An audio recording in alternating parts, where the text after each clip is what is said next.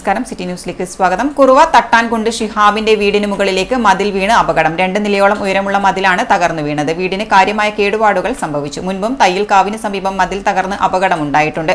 Corporation അധികൃതർ, councillor mini K തുടങ്ങിയവർ സ്ഥലം സന്ദർശിച്ചു. കുറുവ തട്ടാൻകുണ്ട് ഷിഹാബിന്റെ ശതാസിന് മേൽ 2 നിലയോളം ഉയരമുള്ള മതിലാണ് പുലർച്ചെ 3 മണിക്ക് തകർന്നു വീണത്. തൊട്ടടുത്ത വീടിന്റെ സൺഷെയ്ഡിനും കാര്യമായ കേടുപാടുകൾ സംഭവിച്ചിട്ടുണ്ട്. വീടിന്റെ പിൻഭാഗത്തുള്ള സൺഷെയ്ഡ് പൂർണ്ണമായും തകർന്ന നിലയിലാണ്. വീടിന്റെ പിൻഭാഗത്തുള്ള ചുമരിനും കാര്യമായ കേടുപാടുകൾ സംഭവിച്ചിട്ടുണ്ട്. വീടിന്റെ കിടപ്പുമുറിയുടെ ജനൽച്ചില്ലകൾ തകർന്ന് അകത്ത് ചെളി നിറഞ്ഞ നിലയിലാണ്. ഈ മതിലിന് പരിക്ക് പറ്റിയിട്ട് എൻ്റെ ഓർമ്മ പ്രകാരമെങ്കിൽ ഒരു 6 വർഷത്തോളമായി. അപ്പോൾ അങ്ങനെ മതിൽ നിൽക്കുന്നുണ്ട്. പിന്നെ ഇപ്പോഴത്തെ അശാസ്ത്രീയമായ വർക്കും പിന്നെ മണ്ണിടലെന്ന് പറഞ്ഞു കഴിഞ്ഞാൽ ഒരൊറ്റ അടിക്കാന്ന് ഒരു 10-15 അടി ഹൈറ്റിലെല്ലാം മണ്ണിട്ട് നിർത്തുന്നത്.